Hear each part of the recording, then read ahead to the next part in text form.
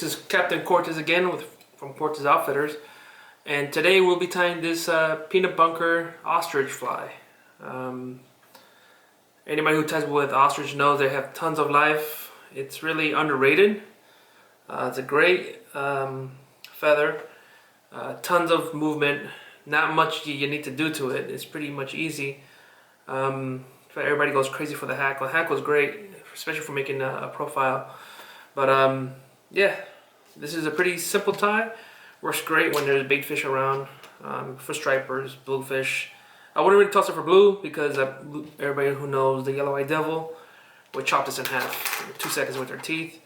But I'm pretty sure you could make a smaller version, something for tarpon or any other predatory fish that eats bait fish, pretty much. The way they move in the water is very nice. So the materials that we're using today, we're going to use the Ahrex SA280 minnow, beastly looking hook. Looks very nice. First time buying it this year, that hook. It looked nice, I saw it in the shop, and I said, why not, let's get it. Because I normally tie with Gamakatsu. And I still do. I still like it. So I'm just trying different stuff. Seeing how I like it, don't like it, we'll see. Alright, so then as far as we're going to use Bucktail. We use it as a landing pad for the ostrich. So it kind of helps prevent a little bit from the fouling up. If you notice, it's all kind of staying up high like this. That's a technique from people who use flat wings and stuff like that, that kind of fly. It's a great way to kind of tame your feathers, kind of keep them in one place so they're not all around the place, all over the place. So yeah, bucktail for that, and for the bottom, to create a bottom taper. Got the olive bucktail for the top. Gives us some colors, the back of a minnow. The white ostrich.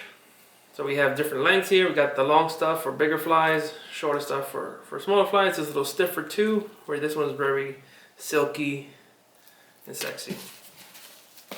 We have the chartreuse color. You always throw a little chartreuse in your flies. Never hurts. Never could go wrong with chartreuse. Again, got the shorter one, the longer one, whatever kind of fly you're tying. This is you have different options for it. And we have the olive. Has a little bit of olive in there, a little darker contrast against the chartreuse and the white. This is very silky. There's like no backbone. So when you throw this in the water, this thing swims like a life on its own. It's really nice.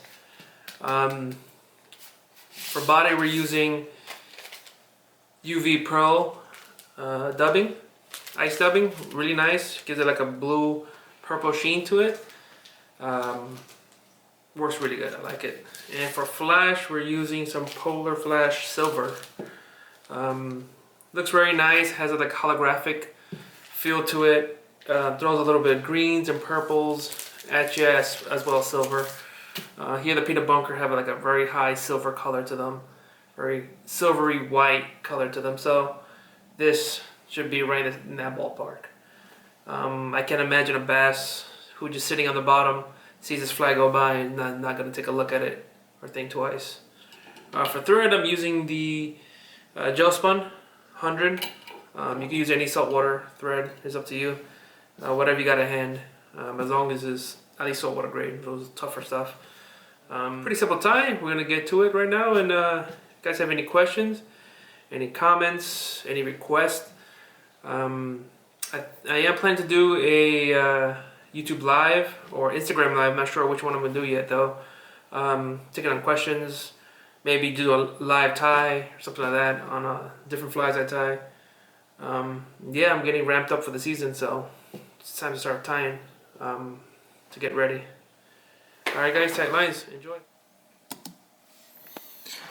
Alright, so we got the hook tied into the vise here. Let's get started.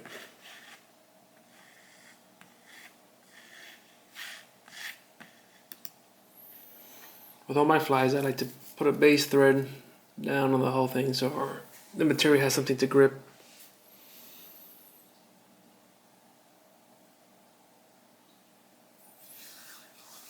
Great overall fly when the water's decent clarity. Pretty good. So the first tie, you're going to tie on the lower part of the bucktail.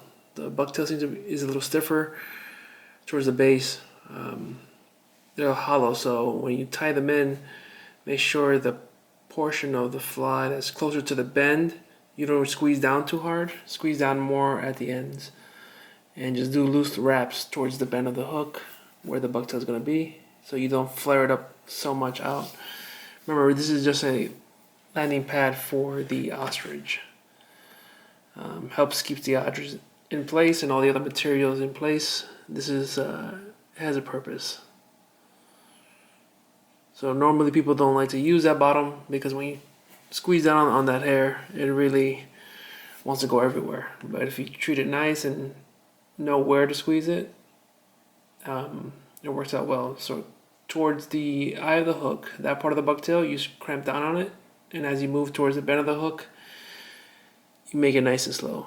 You could use your thumb to put the hairs where you want them, and that's pretty much it. They move around a little bit, you just use your nail.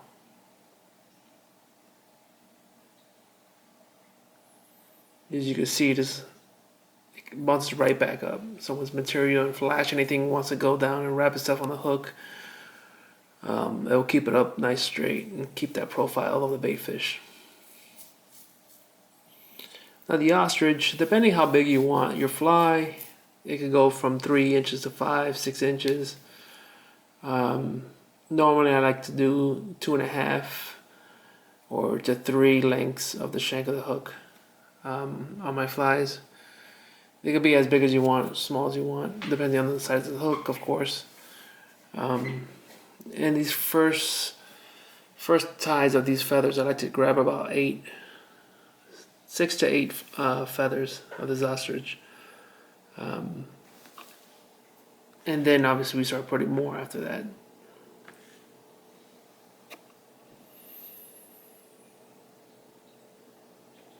And just tie them right on top. Measure them out as far as if you see where you like them. And you can kind of see the bucktail already, making sure they don't really flop down or they're not all over the place. And it looks poofy now. When the fly's all done, it looks like it's doesn't really have shape, but when this stuff gets wet, all those little fibers on the feathers there kind of close in on itself and they start acting like they're supposed to. So after you got it where you want it, do some tight wraps on it, and it's pretty much good to go. Here's where I tie in my flash. I take about 3 strands, full length. You can put as much flash or little flashes up, really up to you. I like to use 3 or 4. I like my flash very thin. Skinny flash moves a lot better in the water compared to the thick stuff. It could be silver, gold, whatever is your flavor of the week. It could be any color you want, but for this particular fly we're using silver. After you tie in the flash, massage it with your nail. Make sure you got everything where you want it before you actually proceed. I like the flash right in the middle, because once all those feathers are moving, the flash is going between them. It kind of flickers out once in a while.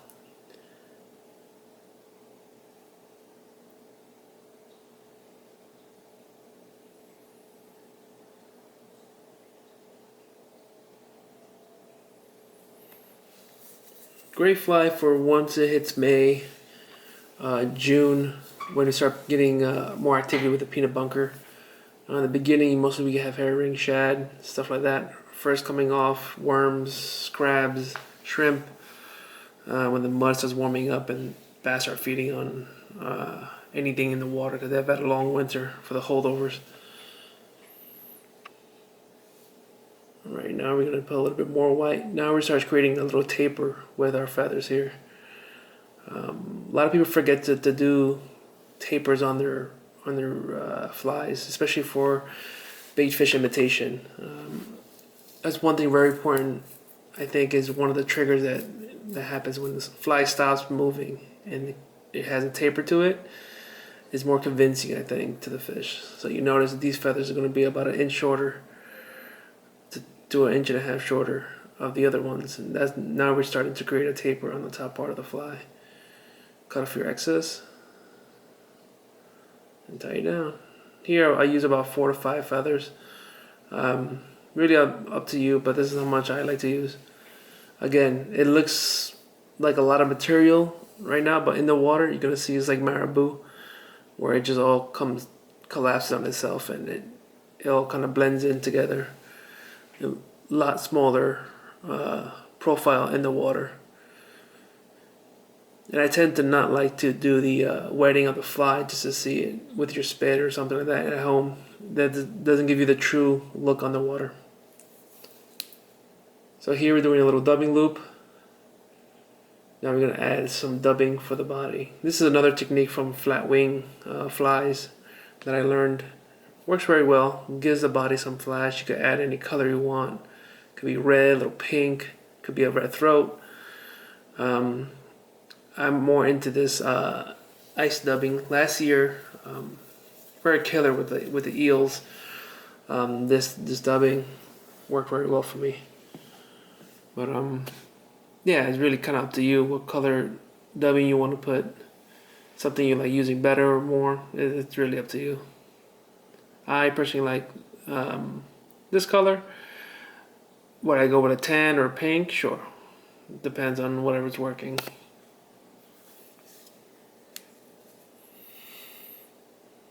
Now separate some of the dubbing. Try to keep it all the same length. And feed it right into the loop.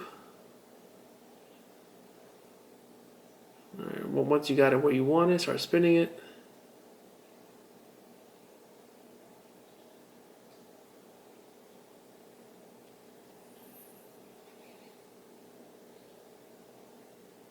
And don't lose the loop out of your dubbing spinner there. But yeah, once you got it how you do it, you give a couple spins, dubbing's nice and tight, and start wrapping around the hook as you move towards the eye. And we're more than halfway done already. This just fly's almost done already.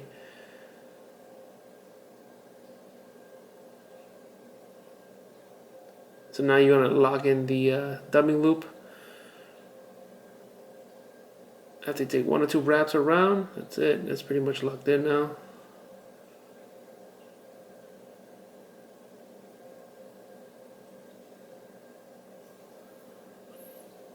Now I misplaced my dubbing little brush to brush it out. But if you use any little scissor, anything to tease out some of the dubbing out to give it some more blending effect with the material, use that. But yeah, my dubbing brush with all my material here just vanished. So I'm using the this tool here for just to pick out some of the fibers, just to tease it out. Just don't really want to pull it out, just tease out some of the ends so it starts blending it nice.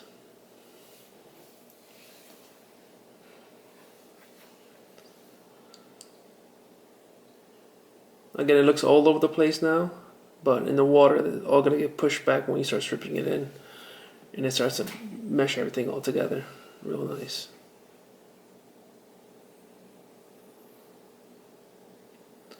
Alright, now we start adding some color right after I'm done picking this out a little bit more.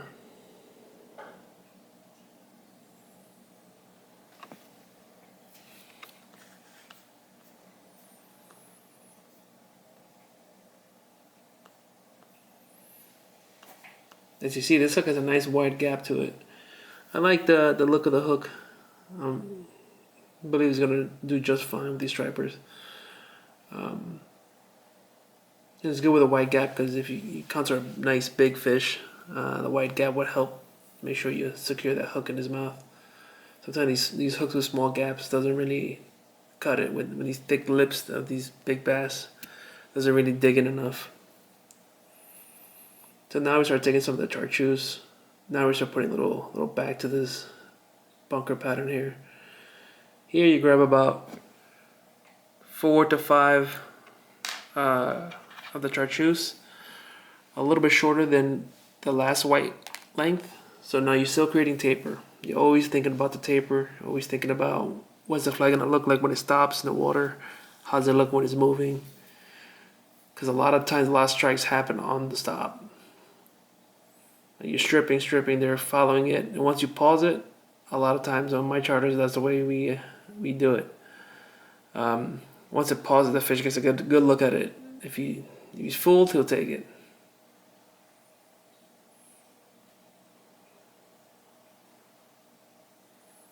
All right, measure it out, lock it in. It'll be a little bit shorter than the white, but it's almost about the same length. That's alright, because now we're gonna put the bucktail. That's gonna be shorter. Again, it doesn't have to be perfect. And you see there's a gap in between the white and the chartreuse now. The bucktail is gonna take care of that and make sure everything comes together real nice.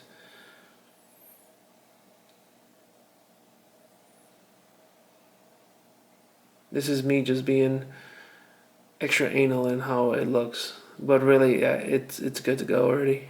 Time to add into more material now.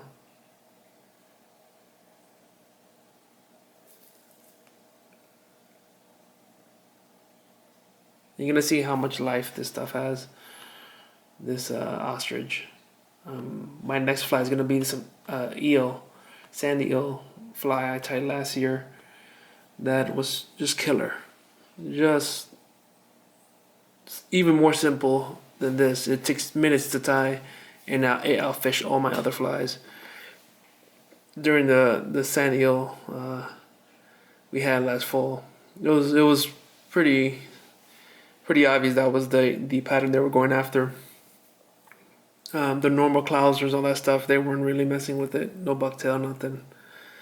It was all ostrich. It's just so silky smooth in the water. It's really nice. Alright, so you pick out like 4 to 5 of the dark olive, put that as a back, lock it in there, and you're good to go.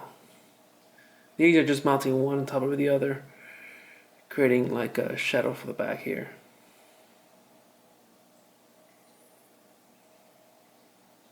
See, as you squeeze together, you start seeing the tapers are coming out.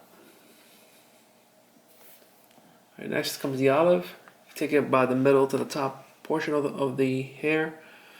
That hair is nice and smooth. It's not so stiff, so that one you could crank down on in any part of it, and it won't really go out of control. It moves nice, it breathes, it'll imitate the baitfish, the peanut bunker, pretty good.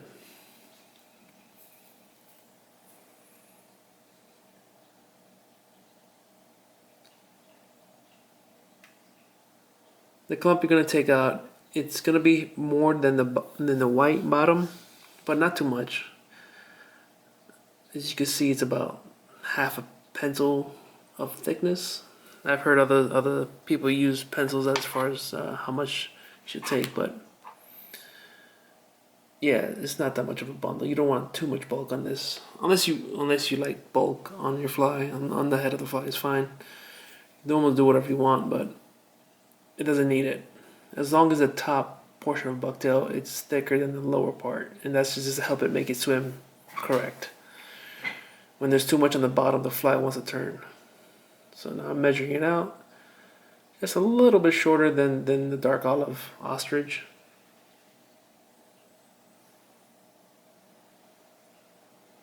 Got the length I want. Now I tease out all the short hairs, the ones I don't want. Cut it and just tie it in.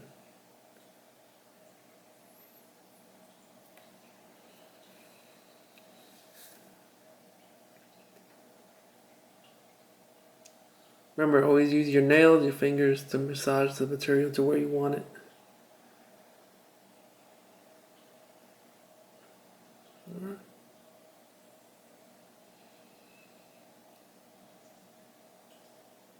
Alright, the olive is in. Now it's time for the bottom. Same area that you're pulling out the hair out of, the middle to the top part of the fly, of the bucktail. Nice smooth hair, swims well, breathes nice. Now you're gonna create the bottom taper. Remember, we already have some bucktail that we tied in right at the bend of the hook at the beginning of the fly. So we have one taper there. The overall length of the ostrich is the other final taper. That is the first part of the taper. That's going to create the diamond shape, if you want to consider it that, like a sideways diamond. That's almost a good way to imagine how you create a taper for the peanut bunker. There's other baitfish have different tapers. This is the one that works for us here. You want to be about the same length at the top. So when it all comes together, it looks uniform. No, in nature, nothing's uniform. That's just personal preference. I just like how it looks.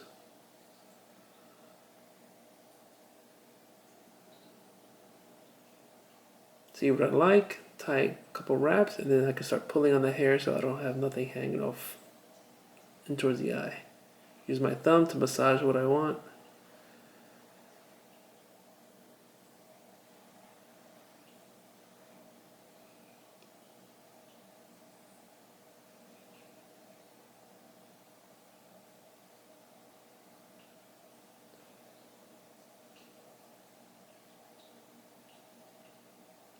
There you go. Make sure you look at the fly from both sides. A lot of people tend to just tie a fly from one side because that's the side they're tying. It's a good thing about rotary vise, you could turn it around. This device is a Dyna King. I got 7-8 years ago when I first started tying. Bought it from Urban Anglers. Awesome vise. I've dropped it. I've taken it places. I've done all kinds of flies with this, saltwater, freshwater. It's just a workhorse. It's a great vise. The machinery is amazing, simple, and gets the job done. It's not as fancy as some of the other new ones coming out now, but gets the job done. Very good.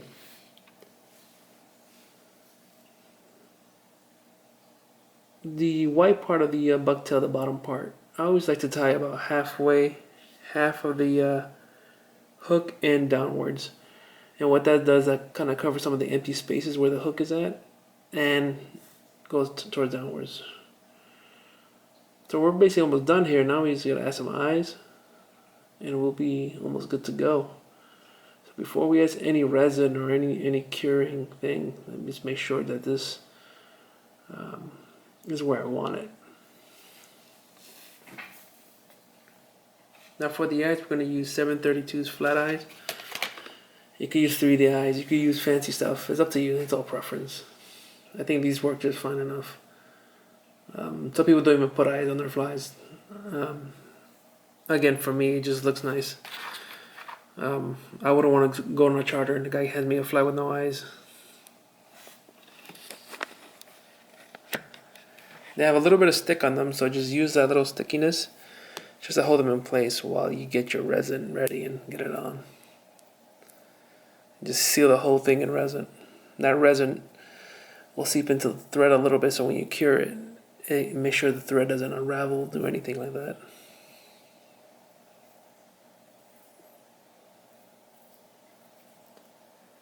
You could first put some hard as nails or super glue, wait for that to dry, and then put the resin, but yeah, I don't have that much patience.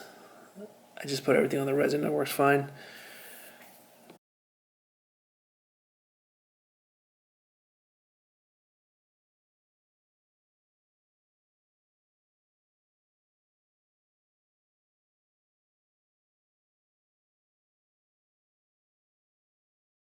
Alright, now we take the resin.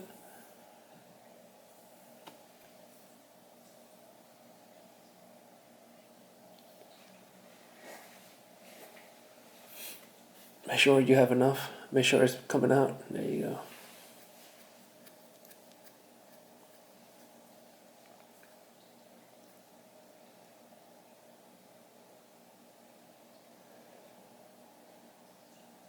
This is solar resin. I just took off the little sticker from on the outside. I think it just came off, or I was just playing with it and it came off. But yeah, solar resin. I use the thick stuff.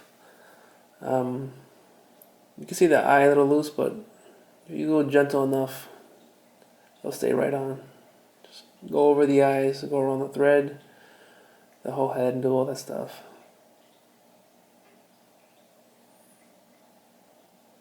Again, you could super glue the eyes so they don't move. You get them where you want and then do this. It's up to you, but I do it like this now.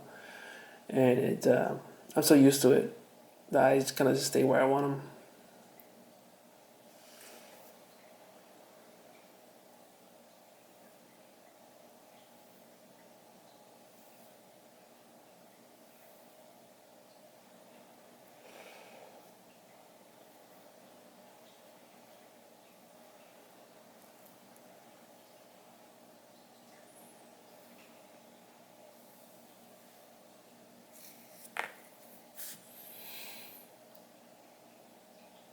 You could use your bobkin or an old pair of scissors, is what I use for my tools for moving stuff around. Make sure the eyes, I want them facing a little bit above the middle of the hook.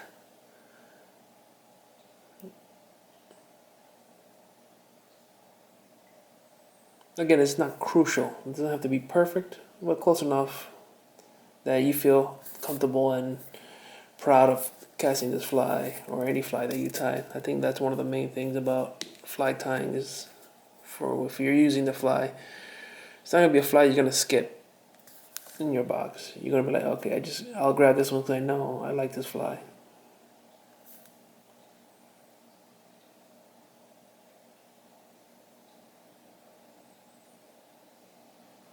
Again, it's personal preference. This is making sure that I like to see it, take it out. How's it look straight at me? I like it. All right.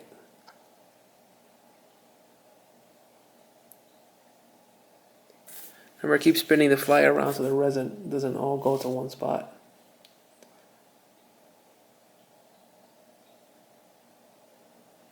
Yeah, it's good. That's it. That's pretty much almost a done fly.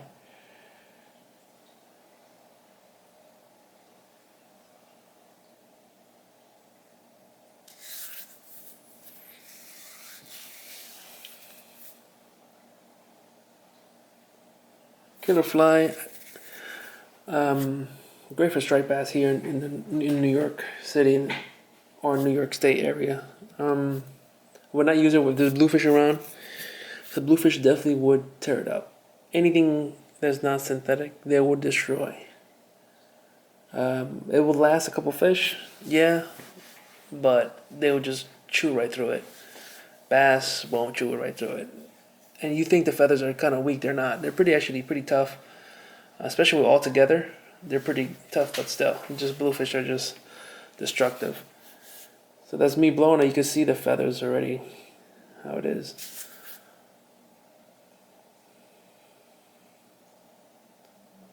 That's pretty much a fishable fly. That's it. She's ready to go.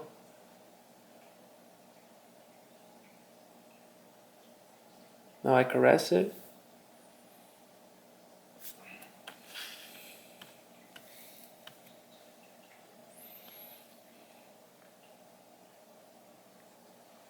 If you have some last minute adjustments, like I say, I could go down just a little bit to the left with the whole fly. And I noticed that the resin is not 100% cured. I could do a last minute little adjustment before I zap it one more time.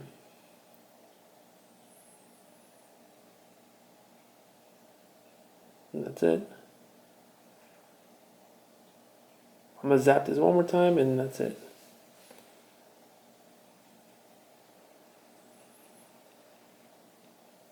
Yeah, killer fly.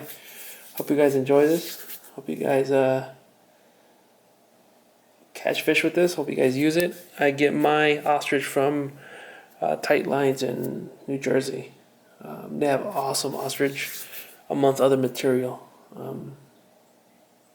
So yeah, they're pretty good. That's one of the materials that you should go buy in person. It's hard to buy online because you don't know what you're gonna get.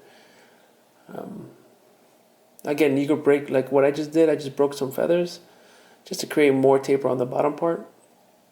That's fine. You could do that. That's just me now being picky. I just want to create that little extra taper there. But that's it. That fly will catch fish.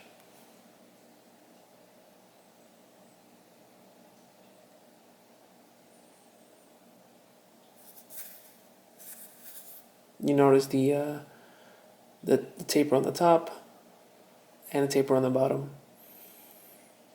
I'm teasing out some of the hairs because they're trapped on the hook. Alright guys, the fly is pretty much done here. Thanks for watching. Like and subscribe. And leave a comment to see what fly you want to see next. Alright guys, have a good one.